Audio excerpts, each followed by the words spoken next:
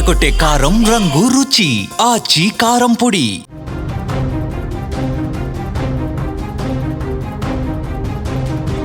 జూబ్లీహిల్స్ ఉప ఎన్నికలో కాంగ్రెస్ పార్టీ ఘన విజయం సాధించింది. కాంగ్రెస్ విజయ భేరి మోగించింది. భారీ మెజార్టీతో నవీన్ యాదవ్ గెలుపు సాధించారు. దాదాపు 25,000 మెజార్టీతో నవీన్ యాదవ్ విజయం సాధించారు. రౌండ్కి తన మెజార్టీ పెంచుకున్న పరిస్థితి ఉంది. మొదటి రౌండ్ నుంచి మొదలుకొని చివరి రౌండ్ వరకు తన ఆధిక్యాన్ని పెంచుకుంటూ నవీన్ యాదవ్ ముందుకెళ్లిన పరిస్థితి ఉంది. అద్భుతమైనటువంటి విజయం. గతంలో జూబ్లీహిల్స్ నియోజకవర్గంలో ఏ అభ్యర్థికి రానటువంటి ఒక గొప్ప విజయం లభించిన పరిస్థితి. ఇది కాంగ్రెస్ పాలనకు, కాంగ్రెస్ ప్రభుత్వ పాలనకు ఒక రెఫరెండంగా చూడాల్సినటువంటి అవసరం ఉందని కాంగ్రెస్ నాయకులు చెప్తా ఉన్నారు. 10 సంవత్సరాల పాటు ఇక్కడ కాంగ్రెసే ఉంటుంది. నవీన్ యాదవ్ యువకుడు, బీసీ మీద నమ్మకం పెట్టుకున్నారు ప్రజలు. ప్రభుత్వం చేసినటువంటి అభివృద్ధి సంక్షేమం మీద నమ్మకం పెట్టుకున్నారు కాబట్టి ఇంత గొప్ప విజయం అందించారని కాంగ్రెస్ నేతలు చెప్తున్నారు. ఈ వీడియోలో నేను మీకు ప్రతి రౌండ్కి ఏ రౌండ్లో ఎంత ఆధిక్యాన్ని ప్రదర్శించారు నవీన్ యాదవ్ అనేది కూడా క్లియర్గా మీకు వివరించే ప్రయత్నం చేస్తాం. ప్రతి దశలో కూడా పోటీ ఇవ్వలేకపోయింది బీఆర్ఎస్ పార్టీ. ముందు నుంచి కూడా బీఆర్ఎస్ గెలుస్తుందని చెప్పి వాళ్ళు ధీమా వ్యక్తం చేసినప్పుడు కూడా మొదటి రౌండ్ నుంచే తేలిపోయింది. మొదటి రౌండ్లో 47 ఓట్ల ఆధిక్యం వచ్చేసరికి బీఆర్ఎస్ కొంత హోప్స్ పెట్టుకుని పరిస్థితుంది. 47 కాబట్టి నెక్స్ట్ రౌండ్లో మనం పుంజుకుంటామని చెప్పి హోప్ పెట్టుకున్నారు. కానీ ప్రతి రౌండ్లో కూడా నవీన్ యాదవ్ గట్టిగా దెబ్బ కొట్టినటువంటి పరిస్థితి ఉంది.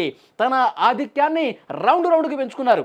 మొదటి రౌండ్లో 47 వస్తే రెండో రౌండ్లో 2,995 ఓట్ల ఆధిక్యం. ఇక మూడో రౌండ్లో 2,948 ఓట్ల ఆధిక్యం. నాలుగో రౌండ్లో 3,558 ఓట్ల ఆధిక్యం. ఐదో రౌండ్లో 3,178 ఓట్ల ఆధిక్యం. ఆరవ రౌండ్లో 2,938 ఓట్ల ఆధిక్యాన్ని సాధించారు నవీన్ యాదవ్. ఇక ఏడవ రౌండ్లో 4,030 ఓట్లు. ఎనిమిదవ రౌండ్లో 1,876 ఓట్ల ఆధిక్యం. ఇక తొమ్మిదవ రౌండ్లో 2,117 ఓట్ల ఆధిక్యం. ఇక చివరి రౌండ్ 10వ రౌండ్లో కాంగ్రెస్ 1000కి పైగా ఓట్ల ఆధిక్యాన్ని సంపాదించి మొత్తంగా ఈ 10 రౌండ్స్లో కలిపి అద్భుతమైన మెజార్టీ 24,658. మళ్ళీ చెప్తున్నాను, జూబ్లీహిల్స్ చరిత్రలోనే ఇంత మెజార్టీ గత కొన్నేళ్లలో ఎప్పుడూ రానట్టుగా చెప్తా ఉన్నారు. 24,658 మెజార్టీతో ఘన విజయం సాధించారు నవీన్ యాదవ్. ఆయన కౌంటింగ్ ప్రారంభం కావటానికి ముందే మంచి మెజార్టీతో మనం గెలవబోతున్నాం, చూస్తూ ఉండండి అని చెప్పారు. ఆయన చెప్పినట్టుగా అద్భుతమైనటువంటి విజయం ఇక్కడ నమోదైంది.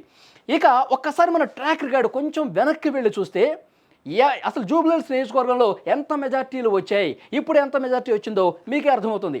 2014 ఎన్నికల్లో తెలంగాణ వచ్చినటువంటి సంవత్సరంలో మొదటిసారి బీఆర్ఎస్ అధికారంలోకి వచ్చిన సంవత్సరంలో బీఆర్ఎస్ అప్పుడు మాగంటి గోపీనాథ్ 9,242 ఓట్ల మెజార్టీ సాధించారు. తర్వాత 2018లో జరిగినటువంటి ఎన్నికల్లో 16,000 ఓట్ల మెజార్టీ మాగంటి గోపీనాథ్ సాధించారు. 2023 ఎన్నికల్లో మొన్న 16,337 ఓట్ల మెజార్టీ వచ్చింది. సో 2 సార్లు 16,000, అంతకుముందు కొంత ఎక్కువ వచ్చినప్పటికి కూడా ఇప్పుడు మాత్రం అంతకు మించి గత 3 పర్యాయాల్లో రానటువంటి మెజారిటీ ఇప్పుడు నవీన్ యాదవ్కు వచ్చింది. ప్రస్తుతం జరిగినటువంటి ఈ ఉప ఎన్నికల్లో నవీన్ యాదవ్ 24,658 గతంలో కంటే చాలా ఎక్కువ ఓట్ల ఆధిక్యాన్ని, మెజారిటీని సంపాదించారు. నవీన్ యాదవ్ ఒకటే చెప్తా ఉన్నారు, నన్ను నమ్మారు ప్రజలు, నేను లోకల్గా ఉంటాను, ఇక్కడ ఎవరు ఫోన్ చేసినా, ఏ ఆపద ఉన్నా, ఏ సమస్య ఉన్నా యువకుడు లోకల్గా ఉంటాడు, బీసీ అభ్యర్థి, మనం గెలిపించాల్సినటువంటి అవసరం ఉందని చెప్పి ప్రతి ఒక్కరూ నమ్మారు. కాంగ్రెస్ పార్టీ చాలా మంచి కార్యక్రమాలు చేస్తుంది, అభివృద్ధి చేస్తుందని ఆ నమ్మకం ప్రజలు ఉంది కాబట్టి నన్ను హక్కున చేర్చుకున్నారు, గెలిపించుకున్నారని చెప్పి నియోజకవర్గ ప్రజలు అభిప్రాయమే ఈరోజు నిజమైంది అని నవీన్ యాదవ్ చెప్పిన పరిస్థితుంది. సో డెఫినెట్గా ఈ విజయాన్ని ఒక మంచి విజయంగా చూడాల్సిన అవసరం ఉంది. కాంగ్రెస్ పార్టీ 2 ఏళ్ల పాలనకు రెఫరెండం అని కేటీఆర్ అన్నారు. సో డెఫినెట్గా ఇది నిజంగా రెఫరెండమే అని చెప్పి కాంగ్రెస్ నాయకులు కూడా చెప్తున్న పరిస్థితి. ఇక్కడ ఇంకొక ముఖ్యమైన విషయం, 3వ స్థానంలో ఉన్నటువంటి భారతీయ జనతా పార్టీ ఇక్కడ వాళ్ళ ప్రత్యర్థులు విమర్శించినట్టుగానే డిపాజిట్ గల్లంతైనటువంటి పరిస్థితి ఉంది. ఈ నవీన్ యాదవ్ గెలుపు తర్వాత, ఘన విజయం క్లారిటీ వచ్చిన తర్వాత తెలంగాణ భవన్లో కేటీఆర్ కూడా మాట్లాడారు.